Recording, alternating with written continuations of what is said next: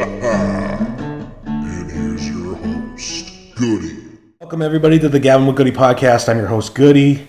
Tonight we have episode 8 with my good friend, fellow firefighter, Dan. Thank you for opening up your home to us, again, as the podcast goes mobile. And again, appreciate you being on the podcast. And why don't you tell us a little bit about yourself? Well, thanks for having me here. This is exciting. It really is. I've watched a bunch of your videos, but And we appreciate that. yeah.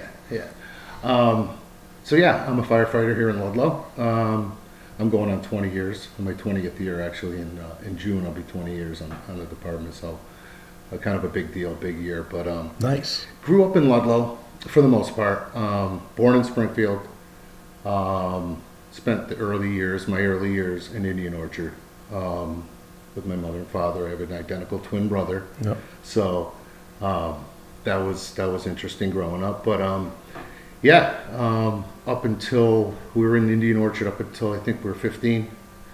Played sports growing up, mostly baseball. Did some boxing. Ludlow Boys and Girls Club. All right, boxing. So Nice. yeah, pretty interesting there. That was fun too. So Ludlow High School, graduated in Ludlow High School. From there, joined the Army National Guard. Went to Fort Benning, infantry school in Fort Benning. Came home, went to college. Ended up at HCC for I think like a year and a half. Took a bunch of courses. Mm-hmm. From there, life kind of like turned and twisted a little bit. My parents moved down to Florida, so I had to kind of take another kind of a different route, and ended up with some side jobs and odd jobs and stuff until I figured out what direction in life I was going to go, which ended up being EMS at AMR and ultimately Ludlow Fire Department. I was hired in 2005. Nice. So, Very nice. Yeah. I actually just hit my 11 years Nice. on the 2nd of Nice. December. December? So, yeah. Oh. So 11 years there, I mean, not 20 years, but still, Yeah. we're getting there. Yeah. Well, at some point, make my way to 20 years. More than halfway. Yeah. So, again, thanks again for coming on. I know you've been a constant supporter of the podcast. We do talk about the other episodes when we see each other in passing, and I was definitely looking forward to having you on. So mainly because we wanted to have a conversation about something that is very common in society today, and even more so in our profession. And then we'll include all first responders in that. And like I said, Dan, a constant supporter of the podcast, came up to me after the last episode and said he would like to talk about something along the lines of relationships, marriage, divorce, something that unfortunately Dan has gone through fairly recently, and something I haven't gone through, thankfully, so far. I love you, Christina. Did I ever throw that out there now? Good move. So again, I'll kind of let you take the ball with it a little bit, so then we can see where it goes. So you can share a few of your experiences, and we'll kind of hopefully, if there's anybody out there again struggling with this, as well as maybe you're having a tough time in your relationship, maybe this will kind of like ease your mind, and maybe you can get a few pointers out of this.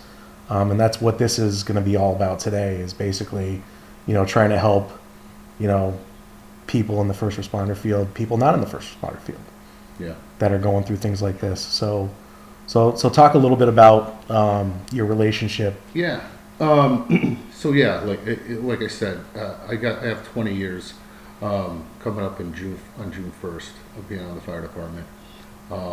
Coincidentally, prior to being on the fire department, it wasn't long before. I was married, obviously. Ended up having 2 beautiful kids. My daughter just turned 21 yesterday. My son's 18. So, and like I said, back then I was 20 years younger. Married a person who it was absolutely perfect for me. Perfect. I'm pretty sure it was the other way around too as well. Yeah. And we were one of those families and one of those couples that you know, it was going to work out, and there was no two ways about it. And if you and from talking to friends and close family and all that was the thought of anything other than that was not even a consideration for us. It was that close, that tight, and so just to start off with that's these kind of things can happen, you know, to the strongest of couples. Yeah, right. Yeah, absolutely. And it does. So as far as relating it all to the fire department, the fire service, and public service, whether it's police officers, corrections officers, court officers, whatever, it's kind of all in the same ballpark.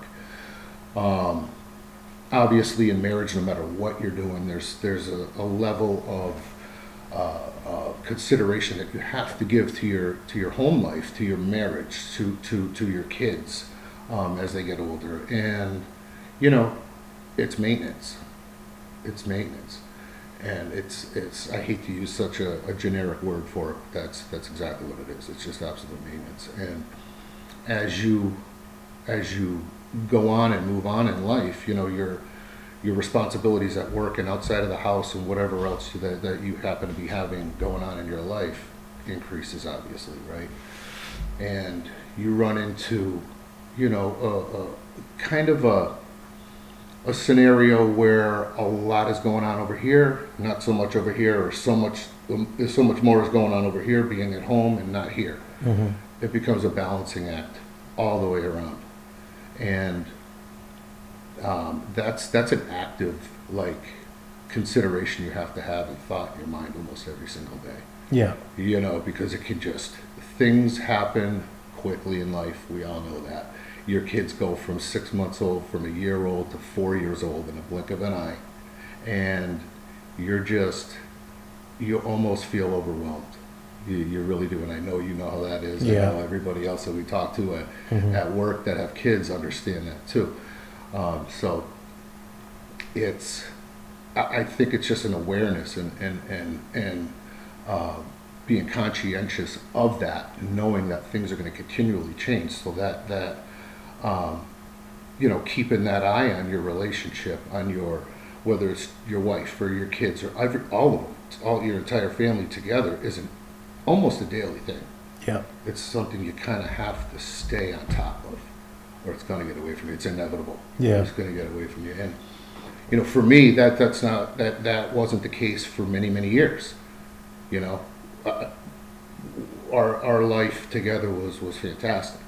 Our kids were growing up. They were doing their thing. My daughter's into dance. She still is at 21 years old. She was dancing when she was 3, you know. Yeah. My son plays football at Nichols College. He was, you know, more of soccer and baseball growing up, but a lot of just different activities. I got into coaching with him. I mean, we had the well-rounded, healthy home lifestyle. Yeah. Right? For many years. Right? So this wasn't, again, something that, like, a marriage or a relationship or a family that kind of was up against it off the bat. Not the case. So so going back to what I was talking about, over time, it's time that you realize, almost in hindsight, that, wait a minute, you know, we were so exhausted, we were so just overwhelmed with life, right? That it's easy to kind of just, we'll figure it out tomorrow. It's okay. Everything's fine. We're just going to keep moving forward. And that in itself is difficult, right? I mean, that's every family. That's just the name of the game. Yeah. That's something you signed up for when you got married and had kids, and that's the commitment you made to your family, right? And then you throw in your job and your career, and for us, it's that's when you get into kind of like the differences between us and maybe some other people. Yeah. You know, our job requires us day in and day out to, you know, be there in so many different ways, not just physically in a fire or a medical call, but it's emotionally, psychologically, and we work our 24-hour shifts, and nowadays we're doing 12, 15, 20 calls sometimes. Yeah.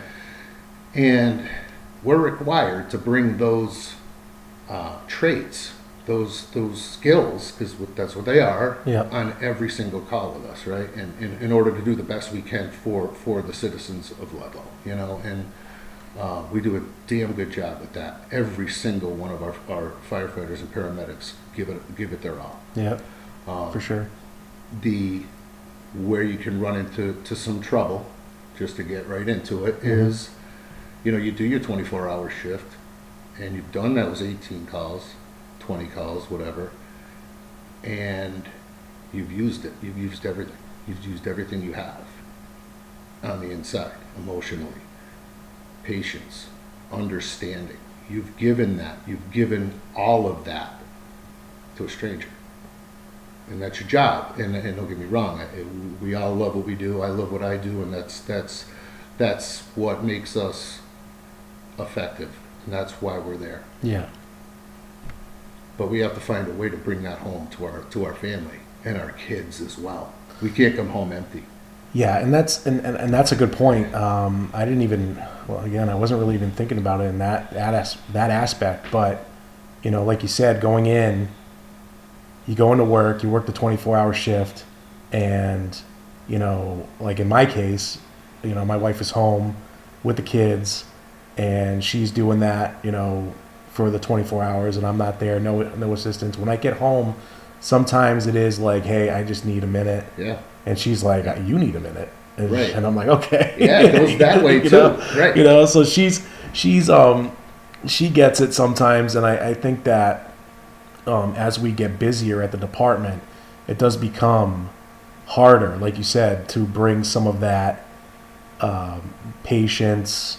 Even if you're like not even talking about that, but even bringing home just like the mindset that you're home now and not, dealing with, you're not dealing with a patient, you're dealing with your family now. 100%. is now something that you have to like physically tell yourself, okay, I'm not at work. I need to kind of settle down. I need to like, take care, do like the things that you need to do around the house, right? Like clean, cook, whatever. Right. And I think that,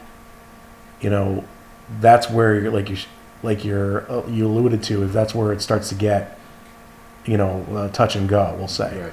Right. Now you come home and you're short with your wife because, somebody pissed you off at work, and now that's just carrying it over. Right.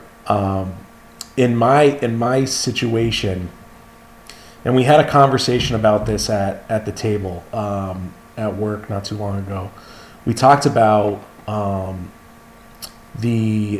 sometimes, like you said, the amount that you give to the department is sometimes not understood by, your significant other.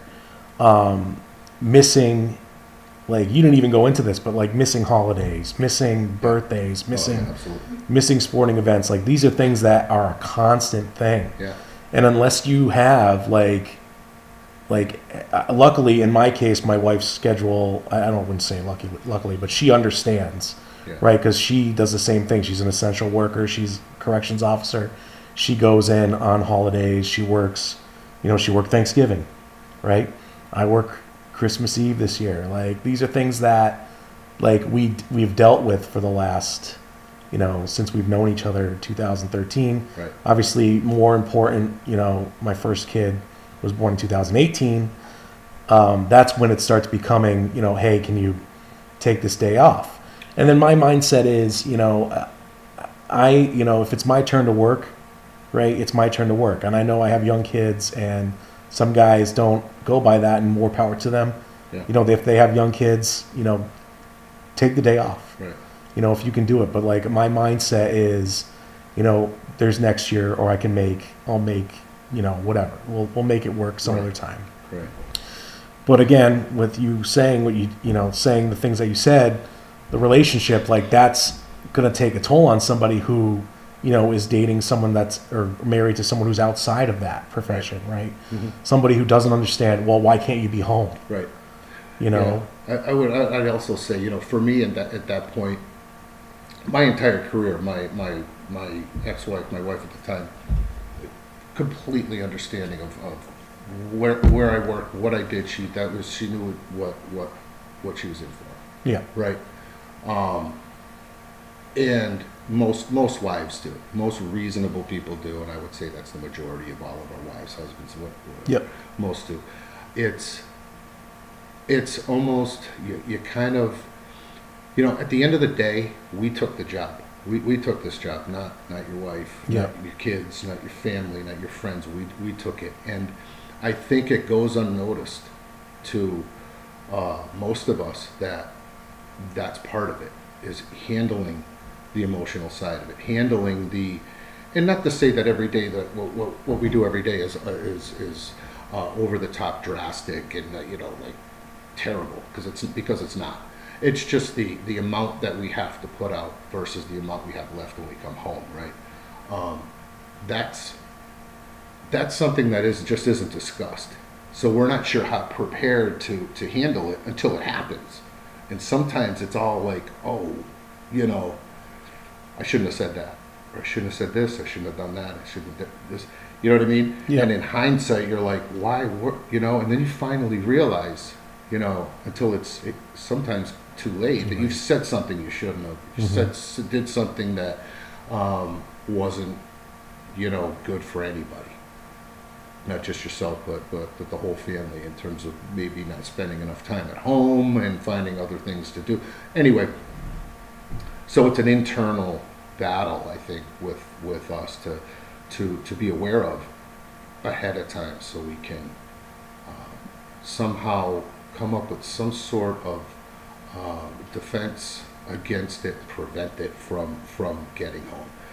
What's helped me in the past is I've learned to kind of almost detach a little bit. You got to detach from some of the stuff that we do, especially the medicals. Obviously, we walk into strangers' homes every day, and there's family issues going on that have been going on for years and years and years, and we have to kind of decipher certain things and make some decisions, because we are problem solvers. That's part of what we do, and I take pride in that.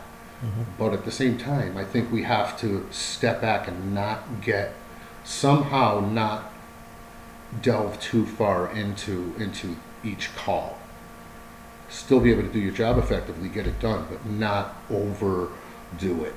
And I think that only comes with time and experience. Yeah. You know what I mean? It's like anything else. How do you deal with this? How do you deal with that? How do you deal with a collection of those things happening within a 24-hour period? It's not easy. No. And then, like I said, you come home. I mean, I remember some days driving home from work and being so relieved. I am like almost just physically exhaling, driving on my way home. Like, oh, I can exhale now. And then I walk through the door, and like, there were times I almost wish there wasn't anybody home, where I could just sit down and just be quiet. You know what I mean? And that's not why I got married. That's not why I had kids. Yeah. I got married and had kids to walk through the door and everybody jump on me. You know what I mean? And normally that's how it was, but there's days when it was just like, ugh. And it's like, why do I feel this way? Is this job already kicking my ass like this? You know what I mean? And again, it wasn't every day. It was frequent enough to notice. But so that can happen. That can happen easy, and I'm sure it's happened to many of us, and we just move along, and push on because we have to. Yeah. What we're gonna do, Yeah, you do it for you get in, like you said, you come home, and like those days that you're just like, wow, I just need a break. Mm-hmm. Like either you understand that you need to kind of, all right, I don't have time for that, or your significant other understands that you need a minute, and then right. That's huge. That's huge. But that's big, and you need to communicate that, Right. which is sometimes not the easiest thing to do, right? Because you look at your wife, you look at whoever looks at their husband, whatever, Yeah.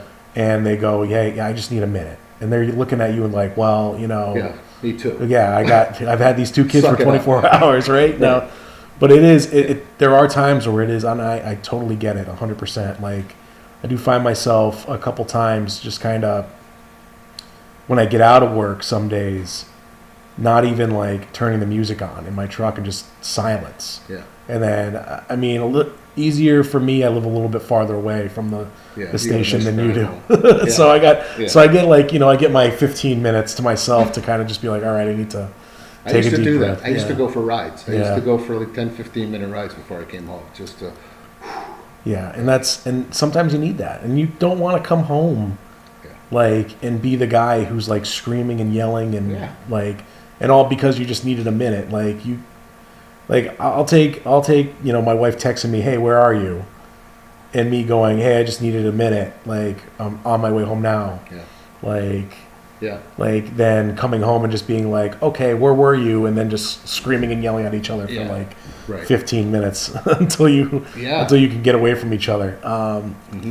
So it is, and it is. Sometimes it can be a very draining job, as rewarding as it is sometimes.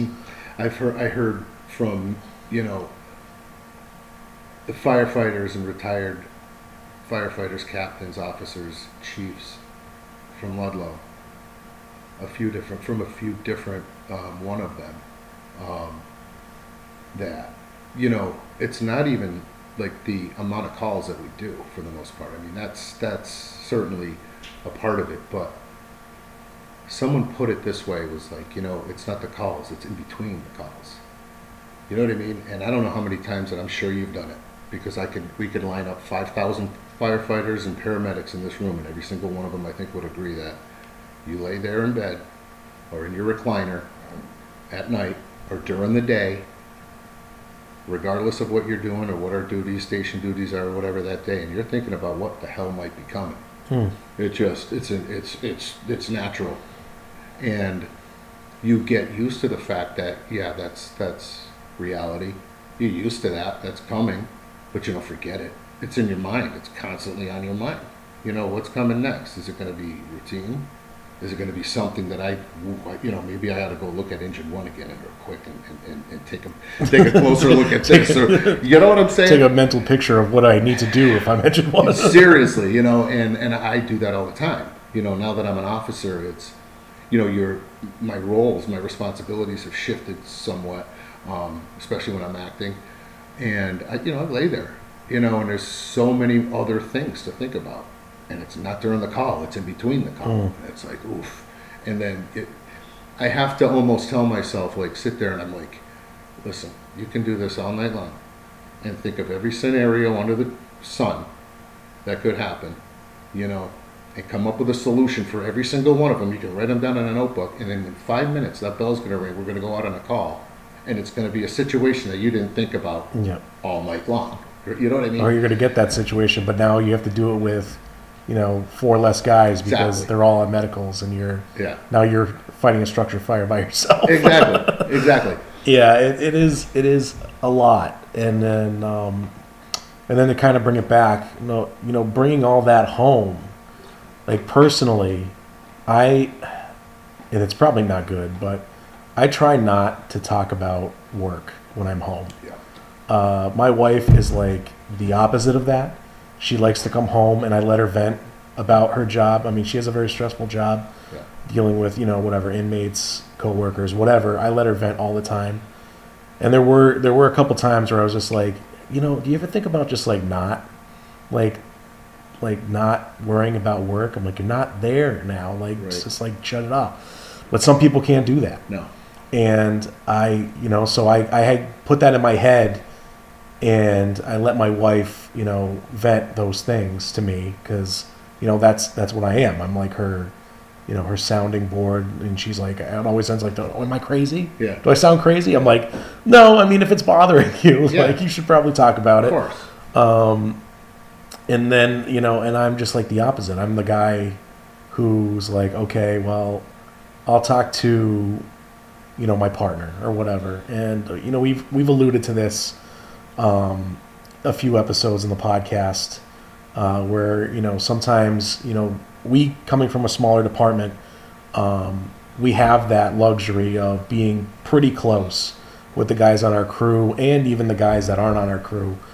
And I think that that's what I do is like if we have a shitty call, I'm talking to, my partner, and I'm going, hey, I just, that call like really bothered me, whatever. Guys will like sit there and listen to you, and give you your, whatever you need. And I think that for me is better than going home to my wife who's already stressed out about her own job and the kids. I agree. And telling her all that stuff, and then have her turn around and be like, well, let's add that onto her plate, right? Yeah. Like as a, a captain of ours would say, add that rock to the backpack, right? And I'm not trying to add rocks to anyone's backpack. I'm just trying to carry my load and, empty it when I can and do what I can to stay away from those things. But I think that sometimes in the relationship, that might not be the best way to handle these things. Because like I said, those things build up and that could come out at home. You don't know when it's going to come out. You don't know if you're going to go home and just, start screaming and yelling for no reason because you didn't tell anybody about that, crappy call you had. Right. And, on the topic that we're doing now, I think maybe that's something that people need to, have a conversation about at least. Like if my wife wasn't, a corrections officer and she was like, whatever, say like a banker, I'd have to have that conversation with her first. Be like, hey, I don't talk about this stuff because I don't want you to, bear that burden. Right. But if that's what you want, you need to know that like there's some stuff that I see that you probably don't want to hear. Exactly. And I'm going to do this if you want our relationship to go like that, if you want that communication line, like those people need to be like warned that this is what you're going to get. Yeah, I think that's a great way to go about it. Yeah, talk about it in those terms first and see what the reaction is. And because that could be a thing. Like that could be you come home, and again, I've been married to my wife since 2016. We've been together since 2013. Like we have had those conversations, right? There was days when I would come home and like I was distant, and my wife would be like, "What's wrong?" No big deal. It's the job. Don't worry about it. Yeah. And it was, on those moments where I was like, maybe I should tell her some things, and and I would go through a phase where I would like, we had a crappy call. This is what happened. Blah blah blah. This and that, and then it would just go back to being like not saying anything because you get it out. And then you're like, okay, well, now I can just kind of hold a few in. But now looking back at it, now that I'm talking about it, again, it's probably better off if I do tell her more, because like I'll get a really bad situation, and then everything will like implode, and it's usually at home, and you don't want that, right? So like, I think that it's communication's a good thing, but again, like I said, you need to start that with basically a disclaimer saying, you want this, like, it's going to be tough, and, like, we see things that people shouldn't see, and if it bothers me, like, after 11, I've been in EMS for 15 years, like, if it bothers me, like, it's going to be pretty significant, So...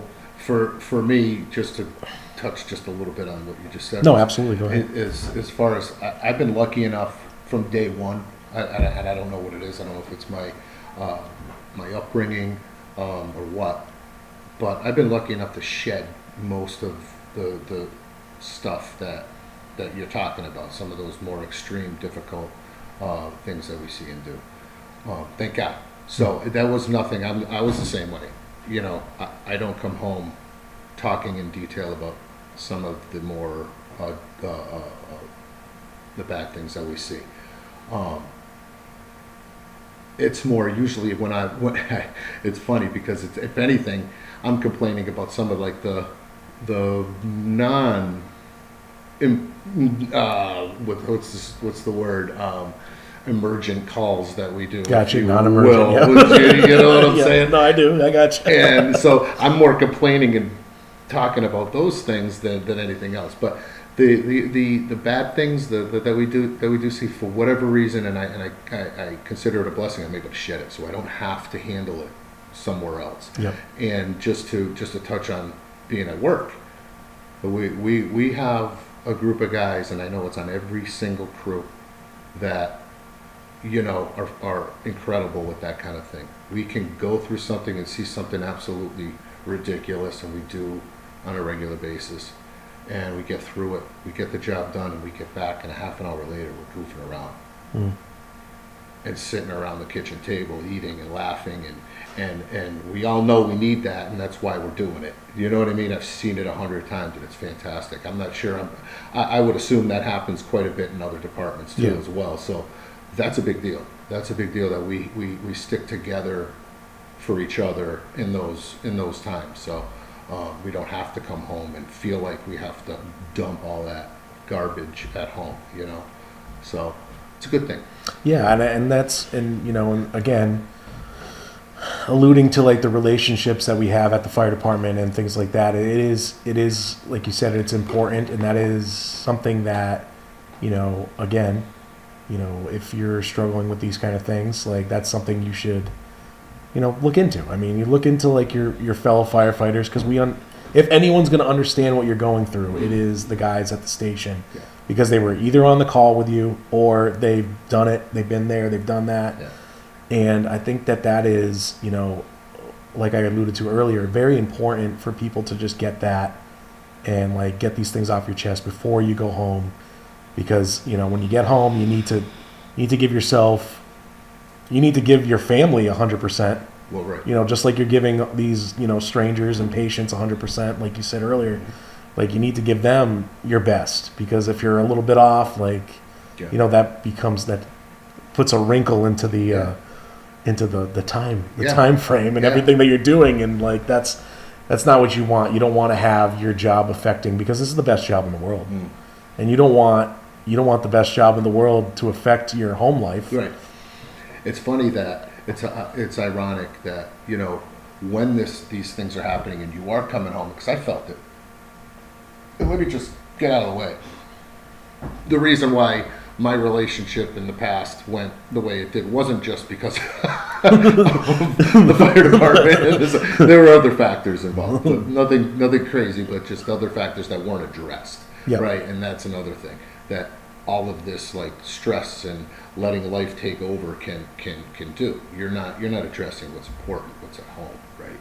And that snowball gets bigger and bigger and bigger and bigger.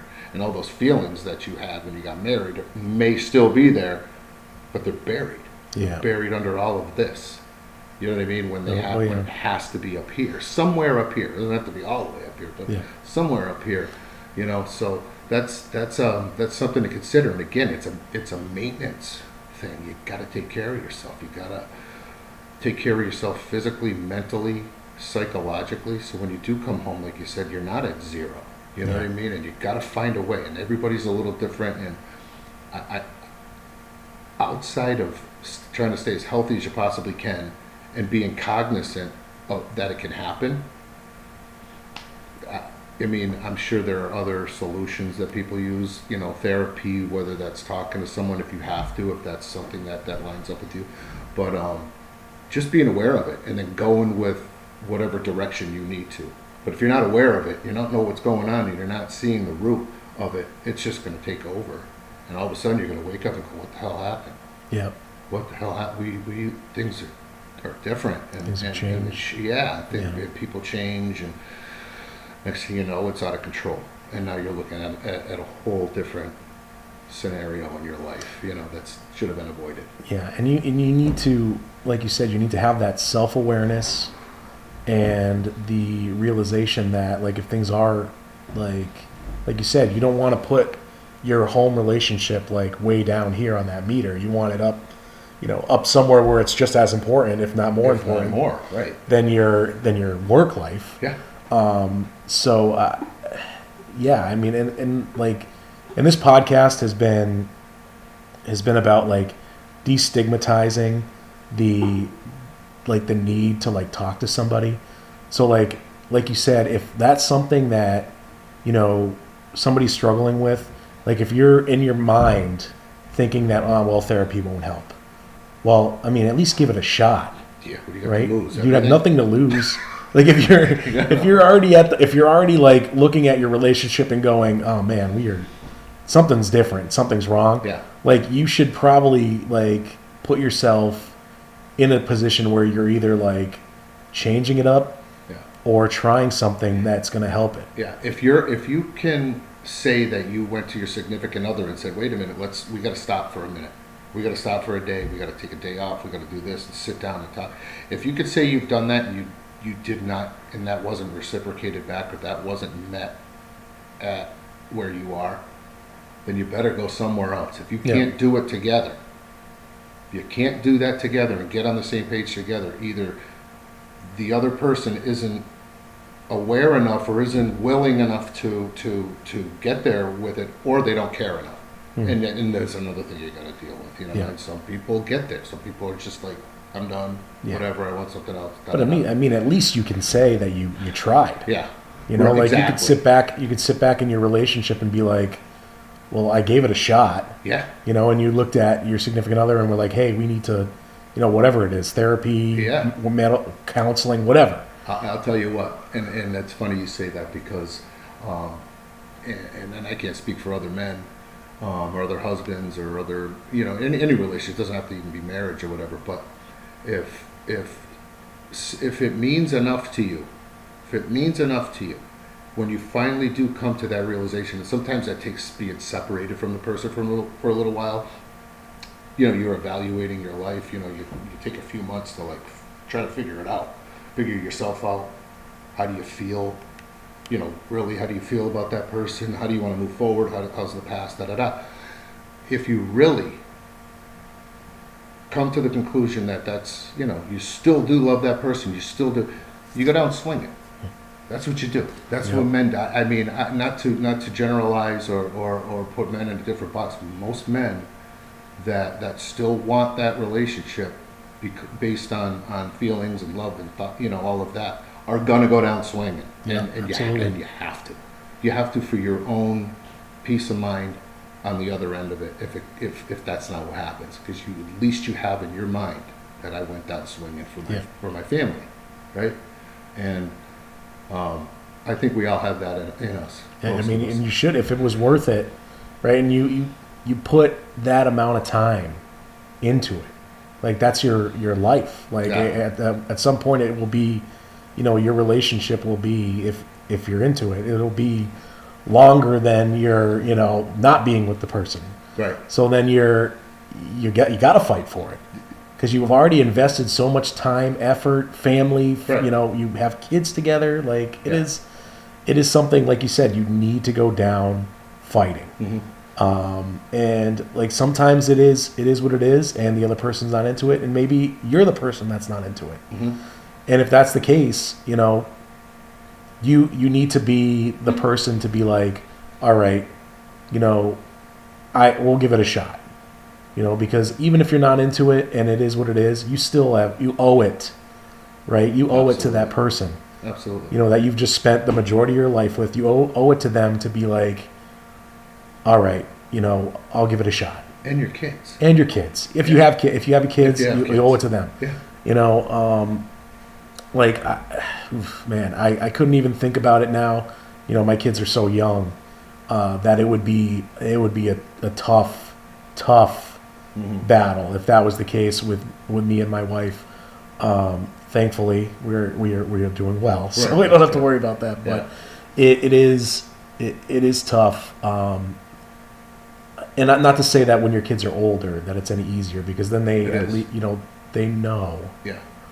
You know, they know what's going on. They're hearing it. And they see it. You know, and that's something that your kids when they're younger won't understand. Yeah. You know, now it just goes from if you leave or if your wife leaves and now your kids are only seeing you, you know, twice a week or whatever. Yeah. You know, that's hard enough on you.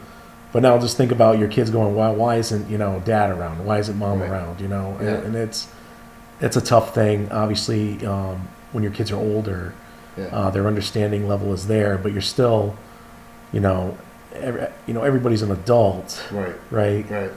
So they can make their own choices. It's funny. The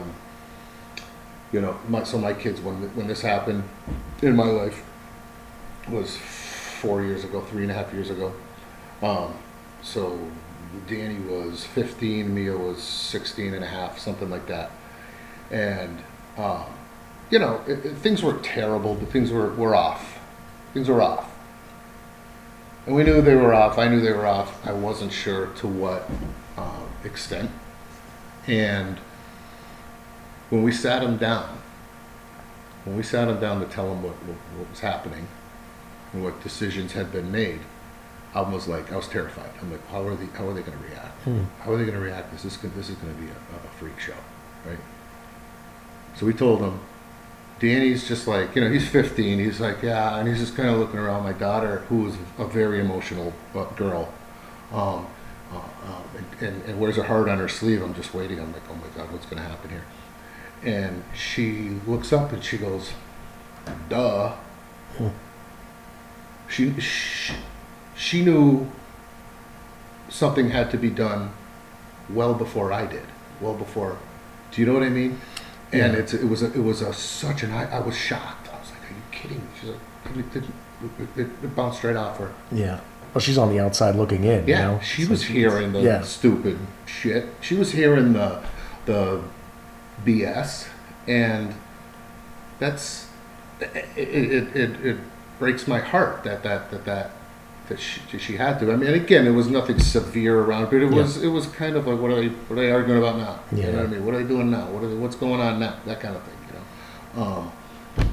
But that adds up, and that adds up. And when they're hearing that on a regular basis, it's like, okay, they know a lot more than you think, and it's just that's just the reality of it. And again, just to go back to like I know your kids are a lot younger. And I've thought about that too, and it's like, if there was any kind of silver lining here, which there isn't, but if there was any kind of like, thank God, it's that they weren't 4 and 6 or 3 and 5, that they were old enough to kind of get it, and that we had so much together between the day they were born and the day that we had to kind of go our separate ways a little bit, because you do, unfortunately, you kind of do, and that's difficult too. But I'm not sure I could have got through it if my kids were 4 years old and 6 years old and not had to been around them every single day. You know what I mean? No, I hear you. Yeah, it would absolutely have destroyed me. So that's a blessing that I take with me. And it's good. And as looking from the outside in, I mean, you and your ex-wife seem to have a good like co-parenting thing going on. I mean, both your kids are now in school, so they're not spending time, here a lot, but you guys seem to be still, there for these major events, graduations, and and I think that's much accredited to both of you for what you do. able to, I appreciate that. Thank you. But you know what you end up doing is, and again, this comes to you out of nowhere. And in hindsight, after a lot has been said and done, and you've gone through a separation, and you've kind of like had an opportunity to sit back and look at everything, from a distance under some time, you finally realize and understand and think to yourself, and hopefully the other person thinks too, because you're kind of doing it on your own. I know I had to initially, because you don't have a lot of contact. You're split, you're separated, whatever the case. You're trying to figure it all out yourself. So you have to decide that, we've made some less than perfect decisions that led us here, right? We're not going to do that anymore. We're deciding that we're going to start making good decisions for what's left of this family. You know what I mean? Yeah. You got to get there. You got to get there. If you can't get there, then God help you, because you got 2 kids involved, you got 3 kids, whatever the case may be. You got to coexist with that other person some way, somehow. And at that point, you got to take your feelings as much as they're there and pulling on you, and your emotions, put them aside and decide, I'm going to do the right thing for us as a whole. and make that decision and do it as much as it hurts. You just Yep. do it. And you hope that you get that back on the other side. And if you do, God bless you. If you don't, maybe it's time to you got to step back a little and take care of your kids and just move along. So. Yeah, I mean, and that's sound advice. I think everybody, like you said, everybody has it in them to be mature enough to do the right thing by your family, whether that means, like you said, sucking it up and just being like, all right, well, he's the dad, I'm the mom, and we need to be a part of our kids' lives.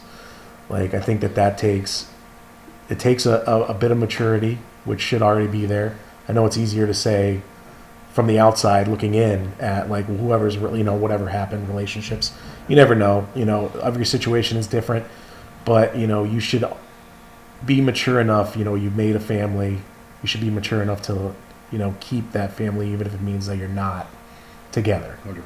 100%. And again, some people will struggle more with that, and others not so much. But ultimately, it is, like you said, you get to the point where you both need to make the right decisions for, your family, your kids, and whatever. Mm-hmm. And and again, more power to you and your ex for being able to coexist and making it work. Because a lot of people do not have that same luck, we'll say. It's a process. It you is. You have to get through. Yeah. Okay, you have your ups and downs and all of that too, and figuring out that back end of it. But again, you get there. And again, it is again more power to you guys for being able to do that. And Thank you. And I think that in the end, that is what everybody wants. What every normal person wants. Yeah. Even if it means that you guys aren't together, it means that you want to still have that, good relationship, because neither of you want to lose, the relationship you have with your kids. Mm-hmm. You don't want your kids to resent you. You want all these things to be right. Right. And I think that, when people step back, like you said, take that moment to, reevaluate the situation, I think it is an easy decision to come to be like, you know what, you do you, I'll do me, but together we'll raise this family right. Exactly. And that's good. That's good. Good words to live by, for sure. And again, another thing to think about, if like this is something that you guys out there are struggling with, or even think that that's something, you gotta make sure that you put yourself in the good position of self-awareness, and whether or not you can fix this. And sometimes the answer is you need a break, and that sometimes gives you the clarity, like Dan says, to see that you need to either work on yourself, work on the relationship, and then ultimately, like Dan's saying, you go down fighting. If that's something that you really want, you throw every punch you can at it. And if that means talking to somebody else, obviously first line communication with your significant other, and then next, if that's not going to happen, then try to bring somebody else into it. Mm-hmm. The professionals, I guess you could call them. Yeah. And I think that's a good thing to go by, and that self-awareness is important, because nobody knows your relationship better than you do.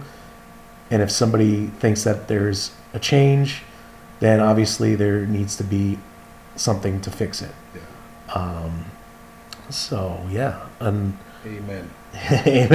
Amen with that, right? So any other final words as we start to wrap this up here? No, I think that's it. That's good. So again, everybody who might be out there struggling with this, thank you, Dan, for sharing your experiences and some of your insight on the types of things that can be going on. And we remind ourselves that this doesn't have to also mean marriage. Like, this could be, any relationship in general. So make sure that, you keep that line of communication open with people. I think another good word to remember too is that's come back to me 1,000 times is balance, and it's not just with the fire service and marriage or whatever, and or relationships. It's anything in life, you know. Balance. You gotta have that balance. You gotta have some sort of balance, and reminding yourself that. I mean, there's that word. What's a dichotomy? They call it dichotomy. Okay. Finding that sweet spot, the middle. Right in the middle. Right in the middle, somewhere in the middle. Once you go too far right, Yeah. once you go a little too far, you know what I mean? So it's that balance, and it's something that we have to work on. It's a skill, I guess. I know it is for me. It's a lot of these things that we've talked about. I've had to like literally like go through and screw up and think about later, and now understand it. I didn't get it right away. You know, that the day you get married or the day you start a relationship with somebody, that's just a day. Now you got the rest of your life to actually handle that and work on it, figure it out, and then put in the work. So, as they would say, time in the seat. Time in the seat. Time in the seat. You know. Exactly. So again, Dan, thank you for opening your home up. Thank you for being on the podcast, sharing your story here with us. Definitely appreciative. A lot of good information there. A lot of good conversation on this episode, and always on the Gabbin with Goody Podcast.